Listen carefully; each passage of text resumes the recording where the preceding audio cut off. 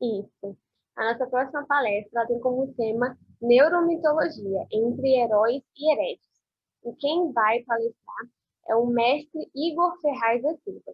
Igor é biólogo, mestre em Ciências Fisiológicas pela UF, está cursando também doutorado na UF nos temas de neurobiologia, neuroendocrinologia e toxicologia comportamental.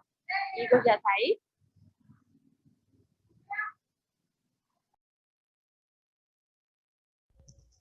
E Rafaela, bom dia, tá me Oi, ouvindo Igor, direitinho? seja bem-vindo. Obrigado, mais uma vez, por aceitar. Que geralmente vocês fazem o convite, né? Mas todo ano eu que me ofereço para fazer alguma coisa. Eu acho que a comissão da Sabivix me vê já corre porque não me aguenta mais. Mas mais uma vez, muito obrigado por me Não, terem aqui. É sempre um prazer ajudar com esse evento que, né? Eu vi acontecer por tantos anos e agora poder estar aqui do outro lado, né? Não como ouvinte, mas como palestrante. exatamente, não é a primeira palestra sua, né, Igor? Já deu Oi? minicurso também. Já dei uma palestra, minha primeira palestra, inclusive, foi há 2 anos atrás também, aqui na Sabivix. Ano passado eu tentei, né, com um mini curso, e esse ano voltei. Posso já compartilhar minha tela? Não te ouvi. Tá passando um avião aqui, tá fazendo isso.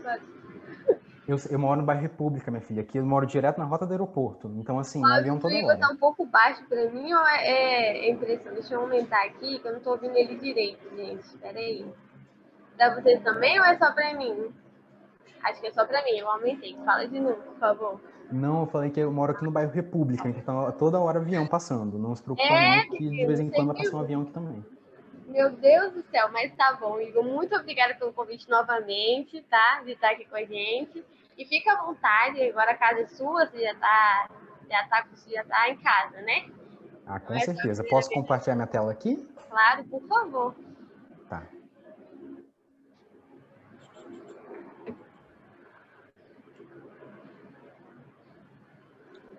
Colocar aqui no full screen. Tá todo mundo... Olha, agora eu não consigo mais ver ninguém. Então, se eu travar, vocês me avisem, tá?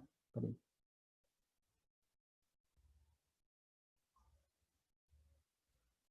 Ah, tá. Foi. Ué, foi. Foi? Todo mundo vendo? Então tá ótimo. Gente, bom dia, então, mais uma vez. Só, né, me reapresentando, meu nome é Igor. Alguns já me conhecem de outras edições da Sabivix e, né, do próprio ambiente da UF de uma forma geral, né? Sou formado em biologia, né, no curso na BioUFES, e fiz meu mestrado e agora estou no doutorado. E dessa vez eu resolvi trazer um tema que de uns tempos para cá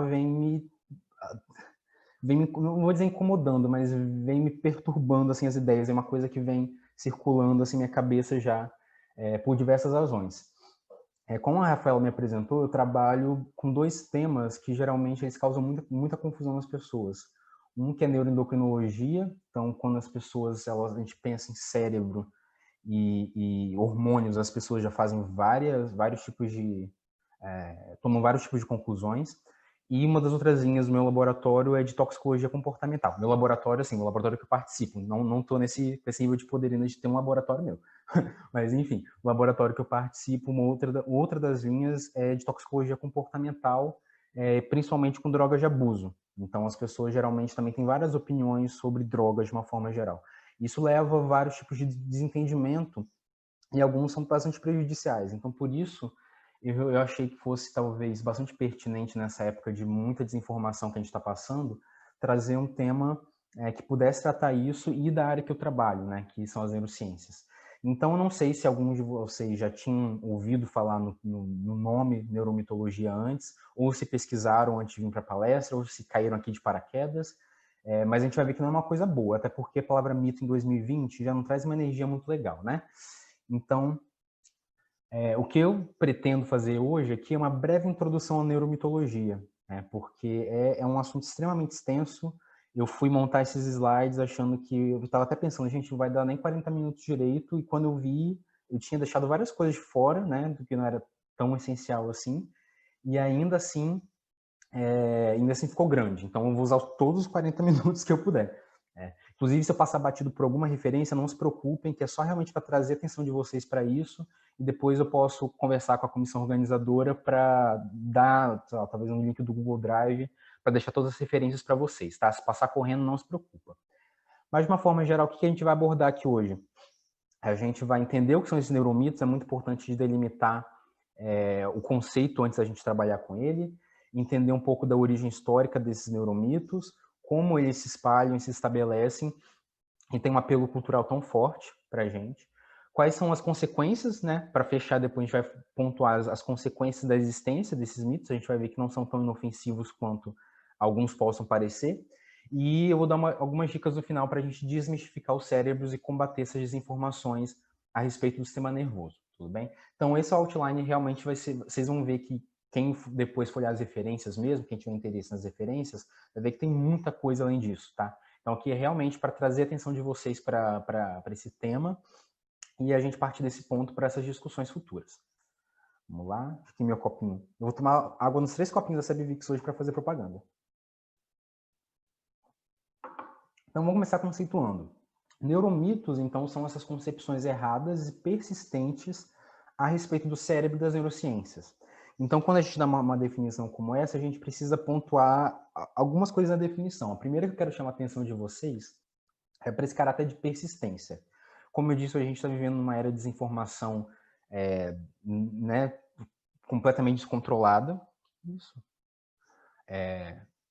Uma era de desinformação completamente descontrolada, mas a gente vê que algumas dessas informações, algumas dessas fake news, elas vêm e vão. Então, elas, com a mesma facilidade que elas aparecem, elas desaparecem. Os neuromitos não, eles têm uma natureza muito mais persistente ao longo da história. A gente vai ver que a maioria dos que a gente vai tratar aqui hoje, eles são do século XIX, se solidificaram ao longo do século XX, estão aqui hoje com a gente, tá? E quando a gente fala a respeito do cérebro das neurociências, é muito importante a gente entender que o cérebro em si, né, por ser um dos órgãos mais importantes para a experiência humana, né, enquanto animal, o cérebro foi objeto de estudo de diversas fontes de conhecimento. Então, não só a ciência, então religiões, a filosofia, a arte, todas essas outras modalidades de conhecimento lidam com o cérebro. E eu não vou falar de nenhuma dessas outras modalidades, estou falando então de concepções errôneas relacionadas à ciência do cérebro, às neurociências, tudo bem? Outra coisa bastante comum quando a gente fala disso é que as pessoas logo pensam em pseudociência. Então, falou alguma mentira, né, sobre alguma coisa relacionada à ciência, todo mundo já... O primeiro sininho que, né, toca é de pseudociência. E, de fato, muitos dos neuromitos são pseudociências. Um exemplo mais, talvez conhecido, né, não sei se todo mundo conhece, mas a frenologia foi uma pseudociência que se originou no final do século XVIII, mas pegou força no século XIX, que dizia que você consegue traçar traços de personalidade, consegue fazer uma análise da personalidade de um indivíduo com base em protuberâncias do crânio, tá? Então, a pessoa lá palpava, né, fazia uma medição do crânio, uma craniometria, e falava quais eram as suas aptidões, quais eram os seus traços de personalidade, tá? E a frenologia, né, depois de uns 50 anos lá no século XIX, ela começou a perder força, mas nos quase 50, 60 anos que ela foi uma teoria vigente, né, ela fez um estrago enorme, foi utilizada para justificar racismo científico, para propor uma suposta superioridade branca, né, sobre as outras etnias né, que eram delimitadas na época. Enfim, então a gente tem realmente entre os neuromitos pseudociências bastante estabelecidas e bastante sólidas, digamos assim, né? Sólidas que eu digo, tipo assim, elas se desenvolveram historicamente num corpo bastante robusto. Né? Porém, alguns neuromitos, eles têm uma natureza científica e eles são vagamente empíricos. E esse é o ponto que eu quero tocar aqui com vocês. Pegando bastante a proposta da palestra de ontem sobre as brechas na ciência, eu quero ressaltar muito aqui com vocês que quando a gente tem uma ferramenta com um método científico, a gente pode usar essa ferramenta de uma forma, né, boa, uma forma positiva, e a gente também pode usar essa ferramenta de uma forma errada, tá? Então a gente vai ver que esses neuromitos, um dos segredos para a persistência deles ao longo da história é que eles têm lá no fundo do neuromito, lá na origem, algum fundinho de verdade. Verdade que eu digo algum tipo de evidência científica robusta, tá? Porém, algumas extrapolações são feitas em cima dessas evidências e tiram completamente do contexto original onde elas foram obtidas. Então, um exemplo só para a gente começar. Esse neuromito aqui que eu acho que todo mundo já deve ter ouvido falar alguma vez na vida, que é bastante conhecido. Pessoas artísticas têm um lado direito do cérebro dominante, enquanto as pessoas mais lógicas, mais racionais, têm um lado esquerdo do cérebro dominante. Então, de onde é que surgiu isso? Tem um fundo de verdade? Tem, porque o cérebro é lateralizado. Então, o cérebro, ao longo da evolução, sofreu um processo de lateralização. O que é uma lateralização? Basicamente, é você agrupar algumas funções em um certo hemisfério, né? Então, por exemplo, agora eu não lembro qual, acho que foi século XIX também. O Paul Broca descobriu que se você lesionasse uma área bem específica no seu hemisfério direito, você não conseguia mais articular palavras. Você conseguia entender tudo que as pessoas falavam para você, só que você não conseguia, né, produzir linguagem, exprimir linguagem. E também depois, né, não sei se foi antes ou depois, mas enfim, também teve a descoberta da área de Wernicke, aí sim a área de interpretação, então a área que você utiliza para você escutar, interpretar a linguagem, né, da forma que é falada para você. Então existe um fundo de verdade nesse neuromito. Só que ao longo do tempo, esse fundo de verdade sofreu uma extrapolação completamente fantasiosa. E as pessoas começaram a fazer generalizações que não eram verdadeiras. Então falaram que se tem componentes racionais da linguagem no lado esquerdo, então as pessoas, não sei de onde tiraram isso, que do lado direito devem ter os componentes emocionais, enfim, mais abstratos da linguagem, o que não é uma verdade, né? Então, só para delimitar isso para vocês, boa parte dos neuromitos, eles têm uma base lá no fundo, que é científica de fato, só que eles surgem a partir de extrapolações. Então, a pessoa faz uma generalização completamente fantasiosa em cima de uma evidência científica real, tudo bem? Outra coisa muito importante se a gente começar de fato a falar deles é que a aplicação do termo ela tem que levar em consideração algumas coisas, né? Por quê? Quando eu estava montando a apresentação, me deparei com esse texto aqui, que fez algumas considerações bastante interessantes. Uma delas, não, só voltando um pouquinho, o Howard Gardner, para quem não conhece, ele foi um psicólogo que propôs a teoria das inteligências múltiplas. Eu acho que todo mundo já ouviu falar. Então, tem uma inteligência lógico-matemática, tem uma inteligência física corporal, né, uma inteligência interpessoal, enfim, essa teoria das inteligências múltiplas. E o Howard Gardner escreveu esse texto quando ele se deparou com um outro artigo, inclusive nessa mesma revista, que citou essa teoria dele de inteligências múltiplas como um exemplo de neuromito, tá? E aí ele fez um texto, tipo, falando que história é essa que a minha teoria é um neuromito? Primeiro que eu não falo nem de cérebro na minha teoria, estou falando realmente de comportamentos abstratos, não estou falando da parte física, né? Eu achei essa pontuação dele bastante interessante. Quem tiver interesse depois pode procurar o texto, porque a gente, por mais que às vezes a gente, principalmente da área de biológicas, utilize esses termos de uma forma, né, como se fossem sinônimos, mas quando a gente fala de cérebro, mente, a gente não está falando da mesma coisa, tá? Então, cérebro é uma coisa, mente é outra. Eu, particularmente, sou materialista do ponto de vista filosófico. Sim, eu acho que toda mente vem de um cérebro orgânico, mas isso não é o que está sendo discutido aqui. Estou dizendo que, no geral, a gente não pode ficar usando cérebro com ânimo de mente, tá? Então, como, né, a gente está na semana de biologia, toda vez que eu falo de neuromito aqui, eu vou estar focando bastante na parte física, na parte neurobiológica da coisa. Então, estrutura do cérebro, funcionamento do cérebro. Obviamente, a gente vai ter que esbarrar em algumas coisas da psicologia, só que eu não sou psicólogo, então eu vou, né, só vou tocar nesses temas quando for extremamente necessário. Que é bom lembrar que neurociências, eu gosto até de colocar no plural, porque é uma combinação de diversas áreas do conhecimento. Então, inclui psicologia, engenharia, a medicina, né, através da neurologia, da psiquiatria, enfim. Então, é muito importante a gente delimitar isso antes de começar. Tá? Então, eu vou estar falando aqui estritamente de cérebro, e se eu tiver que falar alguma coisa de psicologia, é só realmente quando não tem como, tudo bem? Então vamos lá, como é que esses mitos surgem? Como é que eles surgiram ao longo da história?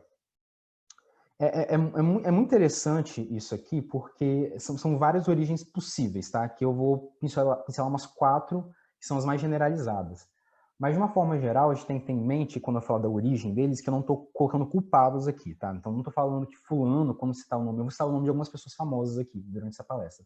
Mas não estou falando, tipo assim, que fulano foi culpado e inventou um negócio completamente fantasioso para enganar pessoas. Não estou falando isso, na maioria das vezes, tá? mas a gente tem que dar a responsabilidade histórica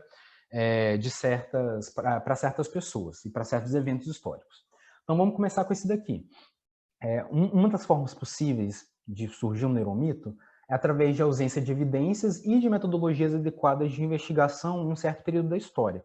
Mas isso aqui é um componente básico da ciência. Você propõe uma hipótese, você testa a sua hipótese passou no teste, legal, a gente mantém, e pode se envolver, virar uma teoria. E caso surjam novas evidências, você modifica a sua teoria ou você até mesmo refuta a sua teoria e rejeita ela completamente. Então, isso faz parte do processo natural da ciência. Também não é um bicho de sete cabeças. Porém, historicamente, algumas dessas hipóteses que foram comprovadas em certo momento, mas depois foram refutadas, elas tiveram uma aderência social um pouco maior. Um exemplo é sobre esse neuromito aqui, que acho que todo mundo também já deve ter ouvido alguma vez. Nascemos com todas as células cerebrais que temos durante a vida. Então, se morrer um neurônio seu, acabou. Não tem mais neurônio. Foi quase um dogma por quase todo o século XX. Isso surgiu com o Santiago Ramón y Cajal, que é basicamente o pai da neurociência moderna. Então, lá no início do século XX, ele fazia diversas observações histológicas com o microscópio dele. Inclusive, quem gosta de ilustração científica, eu sei que tem muita gente aqui que gosta, dá uma conferida nos trabalhos dele, que todos esses desenhos aqui, até alguns bastante clássicos na neurociência, foram todas observações do Ramón y Cajal que ele desenhou à mão, tá? Então, quem gosta de ilustração vai gostar muito do trabalho dele. Mas, enfim, o Ramón y Cajal, lá no início do século XX, quando ele escreveu um dos livros mais famosos dele, que é o Degeneração e Regeneração do Sistema Nervoso, ele escreveu o seguinte: uma vez que o desenvolvimento chega ao fim, as fontes de crescimento e regeneração dos neurônios, dos axônios e dendritos secam irrevogavelmente. Nos centros adultos, os caminhos nervosos são fixos, finalizados e imutáveis. Tudo pode morrer e nada pode ser regenerado. Então, isso daqui era o que ele conseguia concluir lá no início do século XX com esse microscópio óptico dele, que a gente sabe, que comparado com a microscopia que a gente tem hoje, era bastante limitada, e com as observações da época. E, de fato, se uma pessoa sofria algum tipo de dano neurológico, ela não se recuperava 100%. Então, para ele, ok. Aconteceu algum tipo de evento que fez a pessoa melhorar um pouco, só aquele neurônio, aquela base física, que é neural que a pessoa perdeu, não vai ser recuperada nunca mais. E isso aqui foi em 1928 que ele publicou esse livro com essa citação, e só em 1967 que foram aparecer os primeiros artigos que se opunham a essa ideia, de agora com técnicas um pouco mais modernas de marcadores celulares, imunohistoquímicos e tudo mais. Então, o Altman e o Das, em 1967, publicaram um artigo mostrando que em cobaias, em porquinhos da Índia, o cérebro, mesmo depois do desenvolvimento, na verdade, uma região bem específica, no hipocampo, que é a região responsável pelas memórias, no cérebro desses animais, mesmo pós-natal, mesmo depois do nascimento, depois do desenvolvimento da infância desses animais, eles ainda tinham novas células sendo produzidas. Eles descobriram isso com uma técnica de marcação. Mas isso aqui era uma primeira evidência, então até se desenvolver num corpo robusto de evidências demorou muito tempo.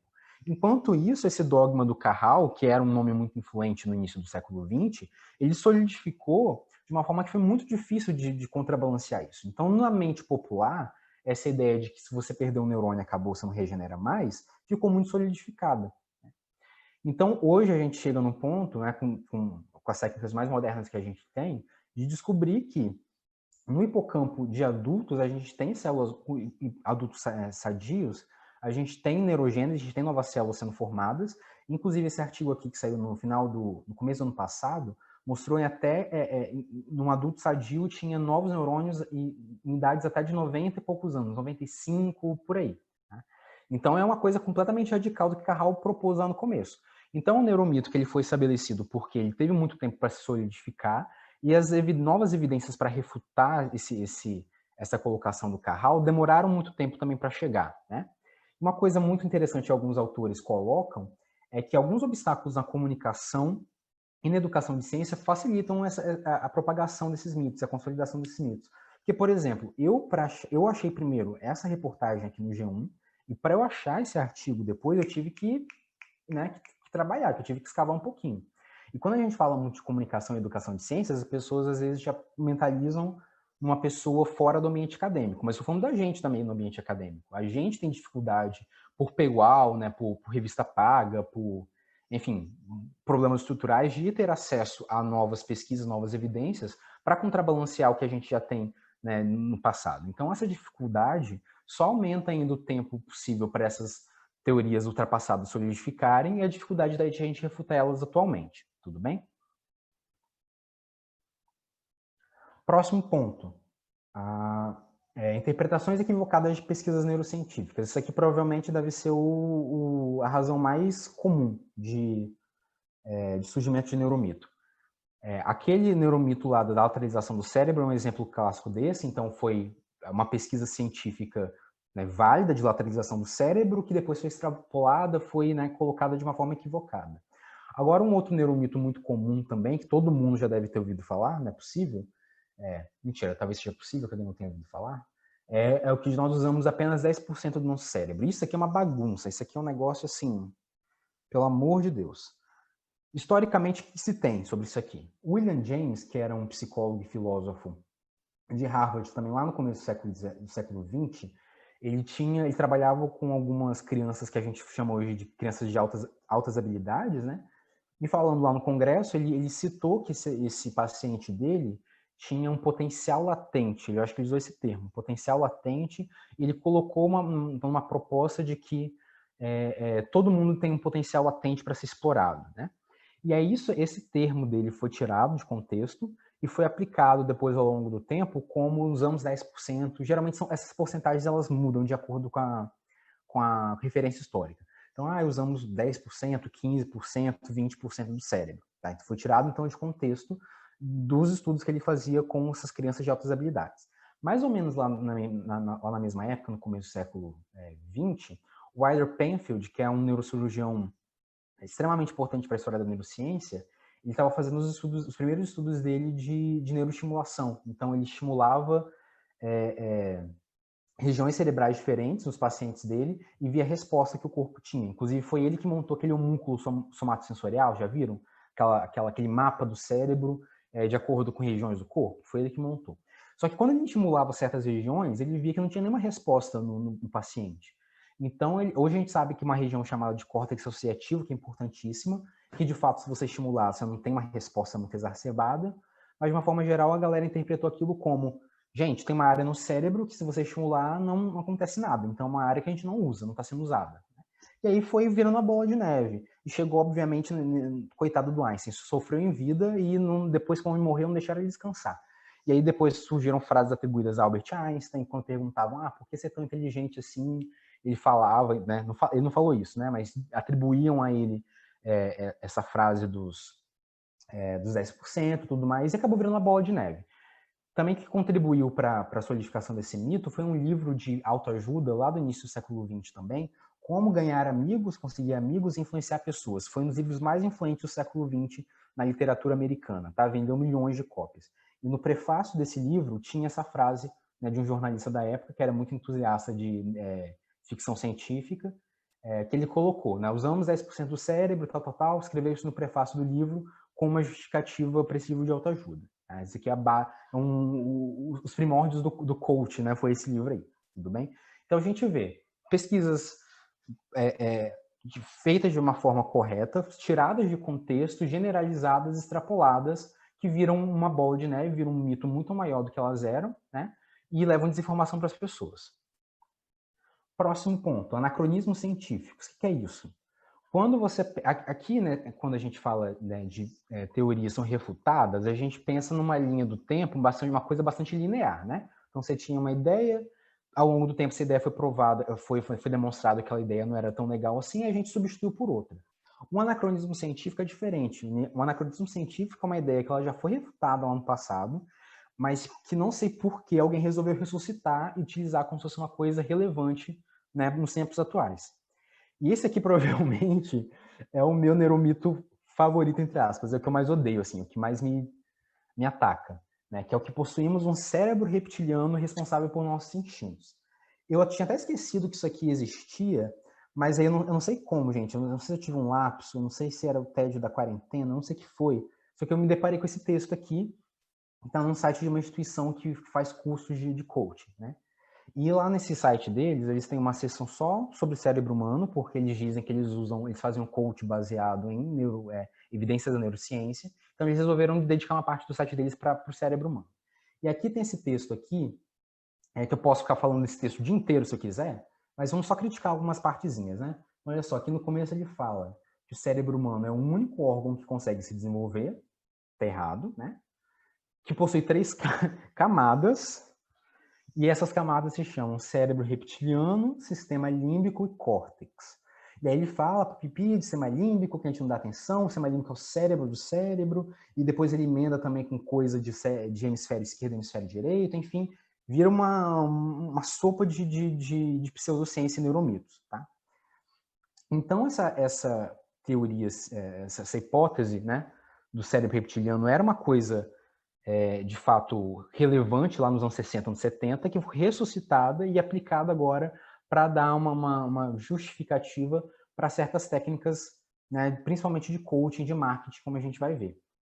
É o que a gente chamava lá na década de 60, década de 70, do cérebro trino de MacLean. Então, MacLean era um neurocientista que ele propôs o seguinte: ao longo da evolução, o sistema nervoso ele desenvolveu alguns tipos de estruturas.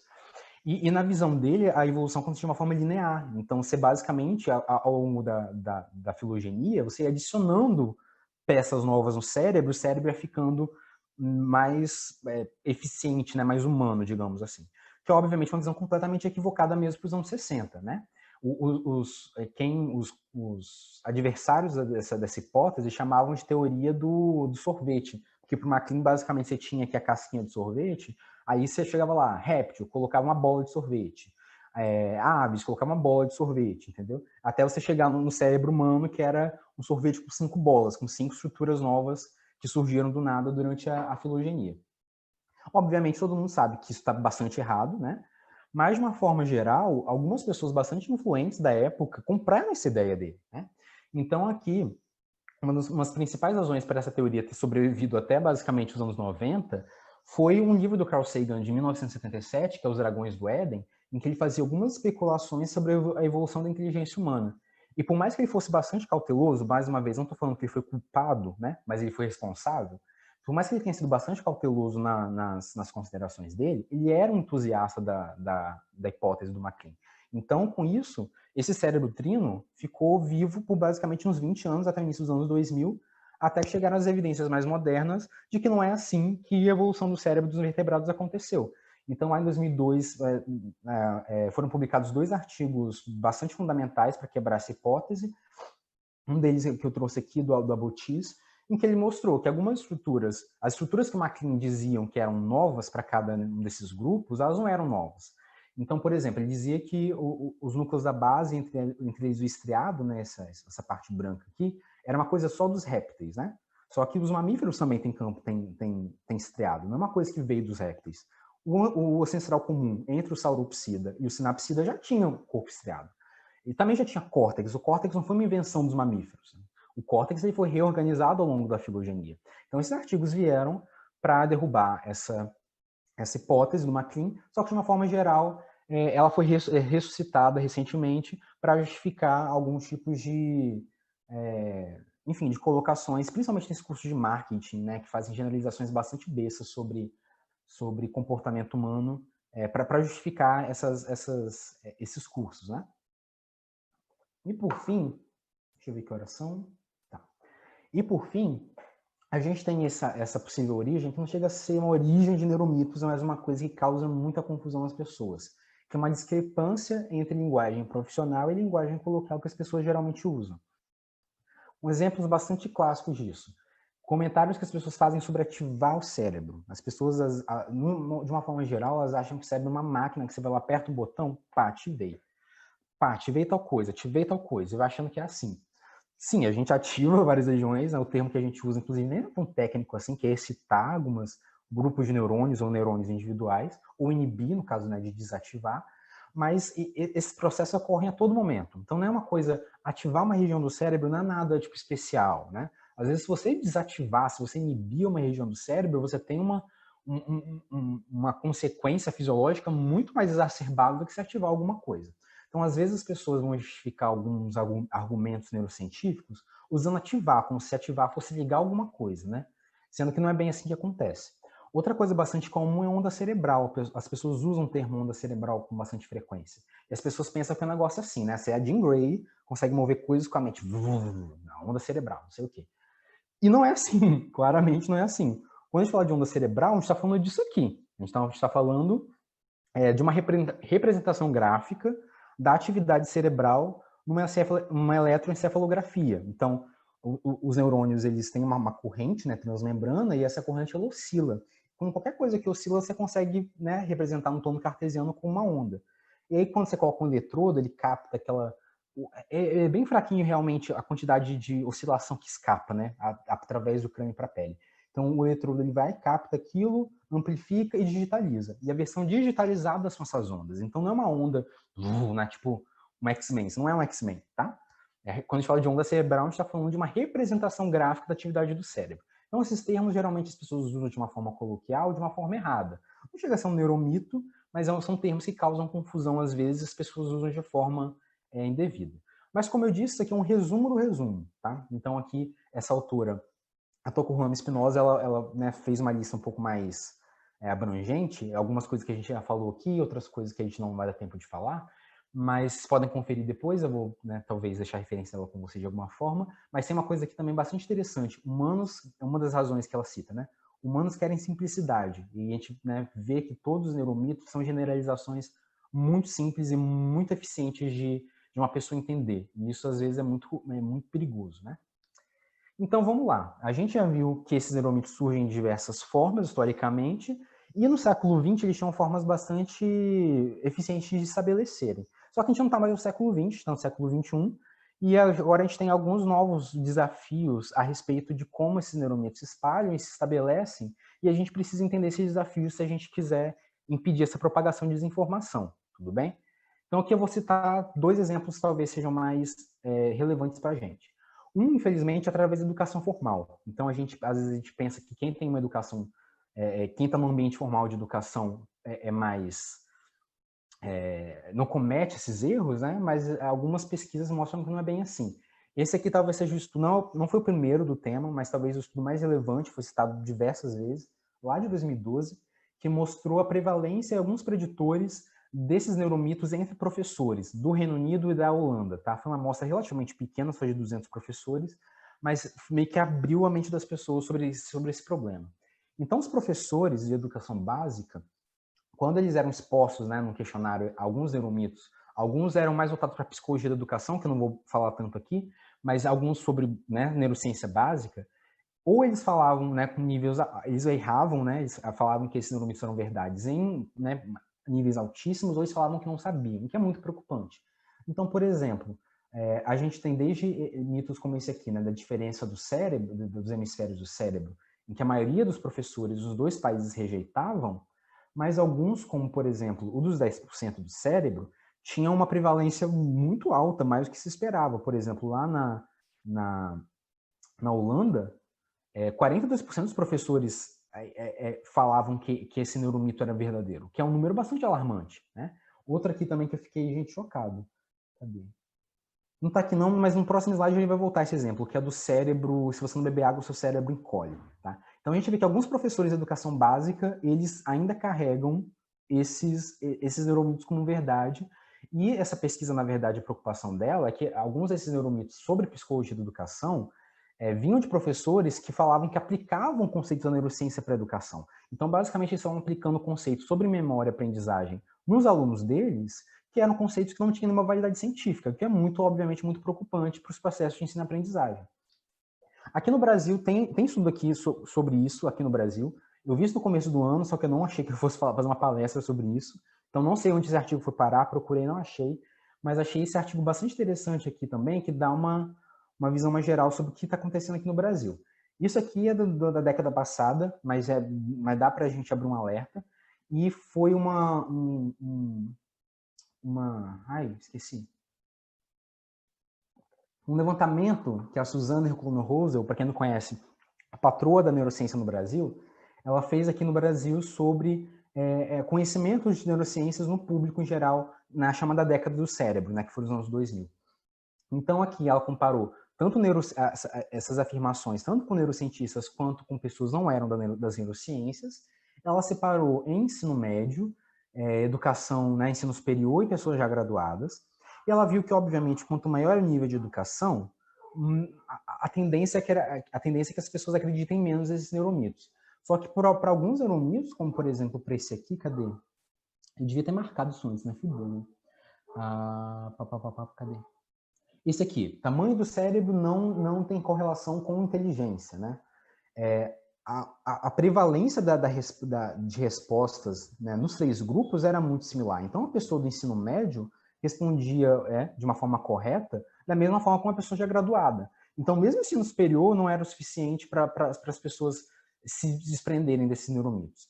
E aí deve ter muita gente agora que é do bacharel pensando assim, nossa, né, a licenciatura tá fraquinha, né? Mas calma aí, bacharel, não se empolga muito, não. Olha só que esse artigo aqui já é mais recente, 2017. Ele fala que treinamento em educação e neurociência diminui, mas não elimina essas concepções errôneas em neuromitos. Então, aqui que esse grupo fez, só para, né, deixar claro, aqui foram com mais de 2 mil participantes, tá? Então, a gente está aumentando o N aqui bastante. E esse aqui já foram com 3 mil participantes, lá nos Estados Unidos. Eles separaram em 3 grupos. Um grupo do público geral, um grupo de educadores, que eram pessoas que fizeram licenciatura ou então algum tipo de, né, formação profissional em educação, e pessoas que fizeram curso superior, que tiveram exposição à neurociência, só que não eram neurocientistas. Então, pode ser qualquer um de vocês está fazendo bacharel agora. E por mais que a prevalência diminuía, quanto mais as pessoas eram expostas à neurociência, ainda tinha níveis de erros, né, que eram registrados altíssimos. Então, 78% de pessoas que tinham conhecimento em neurociência, né, que diziam que eram interessadas em neurociência, propagavam neuromitos, como, por exemplo, que indivíduos aprendem de formas diferentes, de acordo com estilos diferentes de aprendizado. Não vou discutir isso aqui, que é da psicologia, mas a gente vê que mesmo pessoas que se interessam por neurociência e tiveram exposição à neurociência nos seus cursos, né, respectivos cursos de ensino superior, eles ainda têm essa coisa bastante solidificada neles. Aqui, as coisas que, né, são mais a nossa proposta de biologia do cérebro mesmo, alguns neuromitos aqui com 51% de prevalência entre grupos que tiveram exposição à neurociência. Então, o problema é que a gente tem que abrir os olhos e acender o alerta, tudo bem? Obviamente, nem todo mundo tem acesso à educação formal, né? Então, elas se informam por outros meios. Mídia não especializada e algumas formas de entretenimento são as principais. Então, aqui, eu tenho que correr que, nossa, tem muita coisa ainda, está quase acabando meu tempo, mas vamos lá que vai dar tempo. Fé. Então, mídia não especializada, esse grupo britânico fez um levantamento de como a neurociência era representada em jornais lá do Reino Unido durante essa década do cérebro dos anos 2000. E por mais que eles tenham feito um levantamento mais bonitinho e tal, eu resolvi trazer realmente os exemplos mais extremos, só para a gente acender o alerta que essas coisas não são inofensivas. Alguns de vocês estão tipo, tá em inglês, mas calma que a gente vai traduzir. Esse trecho aqui publicado no Daily Mail em 2018, basicamente fala que mulheres são irritantes e pedantes em relação aos maridos delas, porque tem diferenças essenciais no cérebro das mulheres que tornam elas irritantes e pedantes e né, grudentas dos maridos. Enquanto o marido ele só quer saber de jogar futebol e aqui eles falam de problem solving, né? Então o homem é uma entidade pensante né, superior à mulher. Isso aqui não é ciência, isso aqui é um repórter misógino que distorceu fatos científicos para dar suporte às ideologias misóginas dele. Esse aqui também é um preferido, ó, um dos meus preferidos também de uma forma negativa. Falando que gays, de uma forma geral, estão mais propensos à ansiedade, depressão, suicídio, abuso de drogas, e os estudos mais recentes dizem que isso é por conta de anos de bullying e discriminação. Mas o repórter que escreveu isso aqui deu uma outra ideia. Ele falou, olha, a gente sabe que a aposta ativa o sistema de dopamina do cérebro. Então, seriam gays pessoas que vivem vidas mais arriscadas porque são viciados em dopamina? Né? Então, isso aqui, eu não sei vocês, eu não gosto muito de adrenalina, eu sou bastante quietinho, não gosto de risco, não gosto de surpresa, né?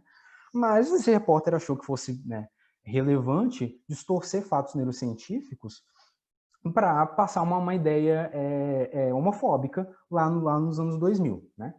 Aqui no Brasil eu não achei nada tão extremo assim, mas tem coisas que são realmente problemáticas de toda forma. Por exemplo, manchetes como essa: pesquisadores italianos acham verdadeira origem do Alzheimer. Então, uma coisa bastante determinista, né, e bastante né, para chamar a atenção do leitor. Ou então coisas como essas: molécula protege o cérebro, não fala que molécula é, dos efeitos do álcool, e depois ainda completa aqui dizendo que é encontrada no chocolate. Meio que induz o leitor a pensar que você comer chocolate, tendo essa molécula, você pode beber o quanto for, que não vai ter problema nenhum. Tá?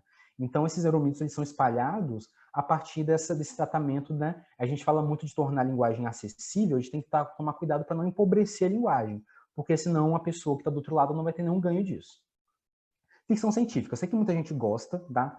Não sou cinéfilo, todo mundo tem o direito de assistir filme ruim se quiser, mas a gente tem que tomar atenção para alguns filmes que eles basicamente pegam mentiras científicas e falam que é ficção científica.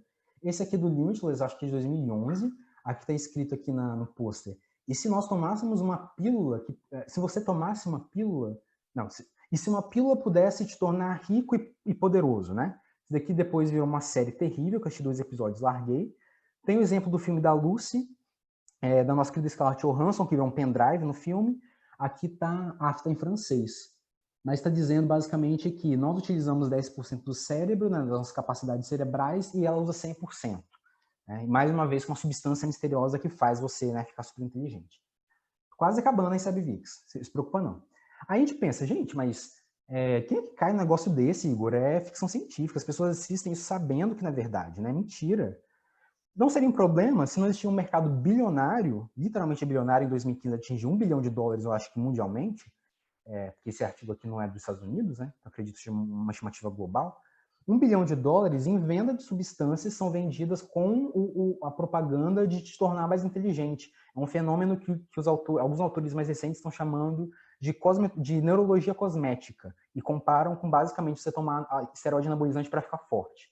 Então, uma série de substâncias são vendidas com esse objetivo de te tornar mais inteligente, desbloquear regiões do seu cérebro, né, e te tornar uma pessoa mais atenta, mais focada. Coisas que vão desde cafeína até metilfenidato, que é ritalina, alguns extratos vegetais, de ginkgo biloba, por exemplo, que são vendidos com essa propaganda. A FDA, que é tipo a Anvisa dos Estados Unidos, já baniu vários desses medicamentos por propaganda enganosa, não tem nenhum tipo de comprovação científica e pode levar a diversos problemas, como crise de ansiedade, problemas cardiovasculares, enfim. Então tem gente que vê isso aqui e acha que realmente é uma pílula que pode tornar inteligente. A gente não pode subestimar o nível de informação das pessoas, tá?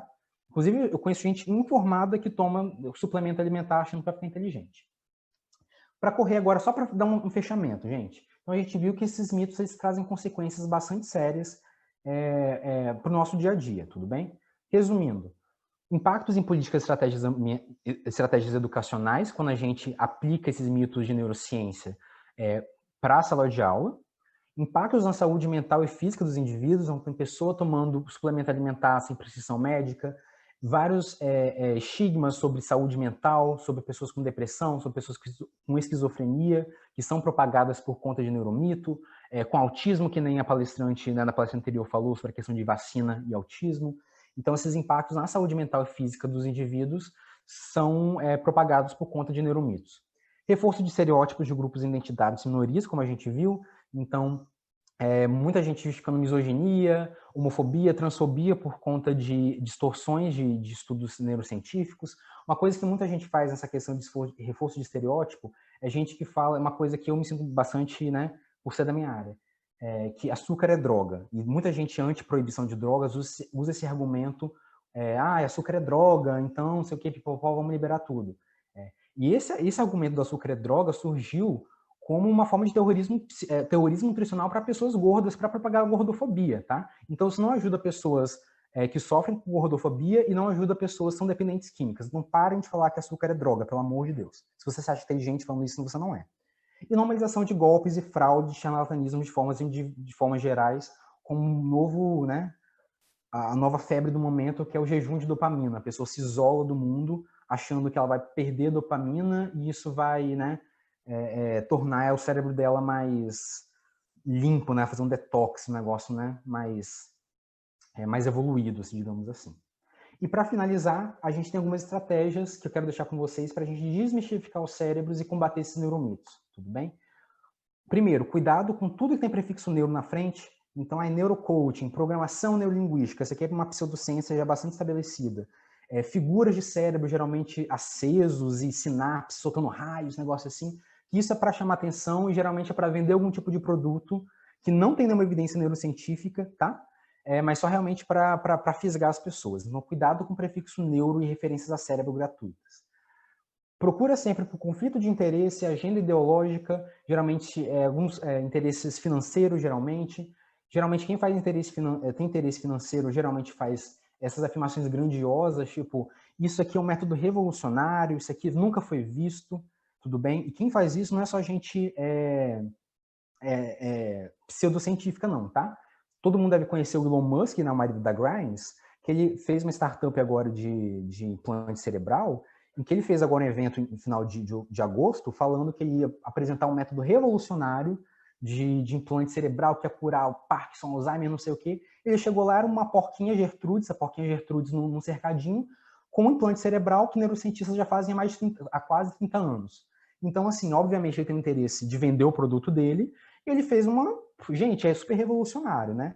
E, obviamente, a imagem dele de uma pessoa super ambiciosa e genial, né, faz parte do produto que ele vende. Então, cuidado. Ele não faz pseudociência, ele faz ciência, mas ele vende o produto dele de uma forma, né, bastante enganosa.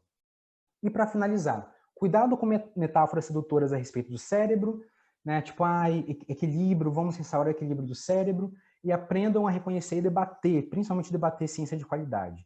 Então, de ler um artigo e falar, isso aqui não foi feito de uma forma legal, isso aqui tem alguns vieses, isso aqui pode ser feito de outra forma, tá? Não é só levar conhecimento para as pessoas, é debater conhecimento com as pessoas, tudo bem? É a humildade de rebater e de ser rebatido e receber uma crítica.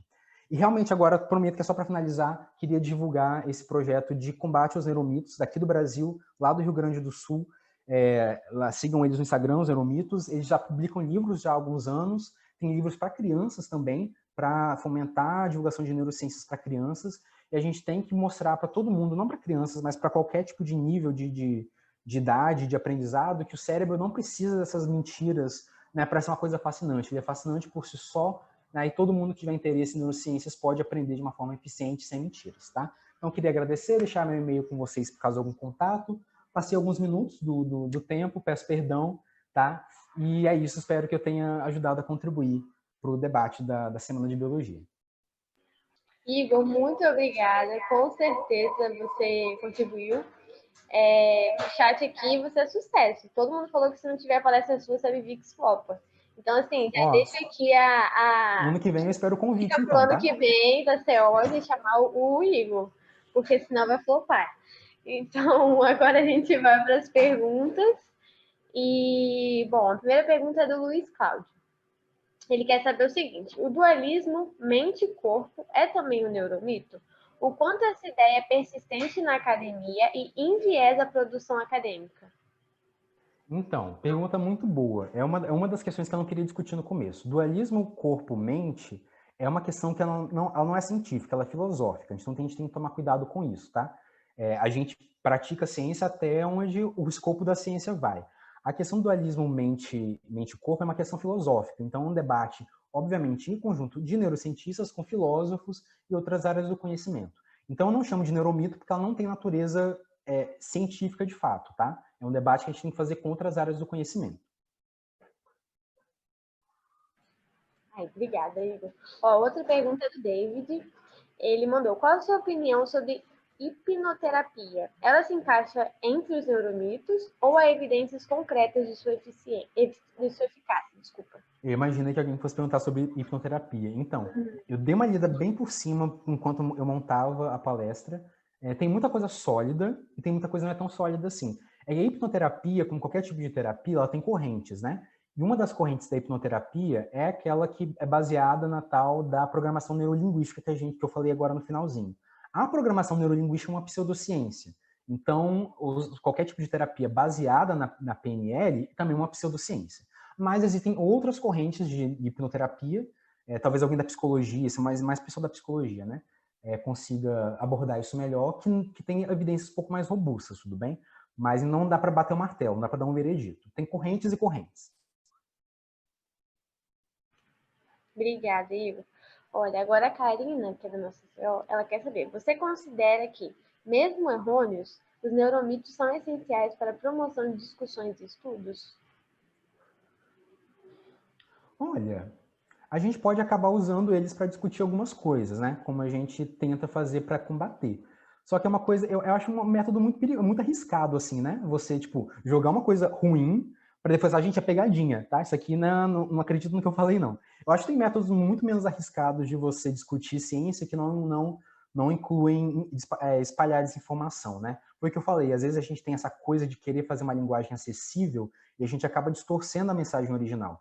Então, quem é que ganha? A pessoa está ouvindo você, que ouviu uma coisa completamente distorcida por ser acessível, ganhou? Ela não ganhou nada. Geralmente, quem ganha é quem tem o ego massageado, porque vai lá e fala uma coisa completamente fantasiosa, né, para parecer inteligente. Então, acho que tem métodos mais... não estou dizendo que você faz isso não, viu, pessoa que perguntou, tá? Não estou dizendo isso não. Estou dizendo que acho muito arriscado a gente se basear em distorções para gerar discussões. Acho que a gente não precisa disso. Tem formas menos arriscadas a gente espalhar a ciência de forma, né, com qualidade. Com certeza. Olha, agora a pergunta do Gabriel. Você já ouviu falar de neuróbica, aeróbica para os neurônios? Existem formas reais de estimular nossa capacidade cognitiva e neurológica? Então, existem formas. Esse termo neuroaeróbica, se eu não me engano, ele é um termo bastante abrangente para várias técnicas. Então, eu estou aqui no migué do biólogo, né? Tudo depende de alguma coisa, mas é real. Mas o que acontece? Essa questão da neuroaeróbica, principalmente para pessoas que têm algum tipo de predisposição para doenças neurodegenerativas no final da vida, as pessoas recomendam algum tipo de atividades. Basicamente, não é nada de especial, é basicamente deixar sua mente ativa, é praticar, aprender uma nova língua, praticar algum tipo de coisa nova sempre, né? Umas coisas assim, que é para realmente é uma coisa um pouco mais complicada, acho que não vai dar para explicar aqui de uma forma geral, mas realmente para solidificar essas né, sinapses, essas conexões neurais, para prevenir, né, não uma receita infalível, mas prevenir algum tipo de dano neurológico, né, de neurodegenerativo no final da vida. Então, tem muito estudo sendo feito com isso, o ambiente enriquecido, interações sociais entre pessoas, né, para enriquecer, né, como uma estratégia neuroprotetora, mas é aquilo, tudo depende. Tem gente que vai querer te vender algum tipo de produto baseado em pouquíssimas evidências. Então, é sempre ter o cuidado de analisar de onde está vindo essa neuroaeróbica, tá? Acho que dá tempo de fazer mais uma pergunta. E a próxima é da Letícia. Ela perguntou o seguinte: a astrologia seria, além de pseudociência, um neuromito?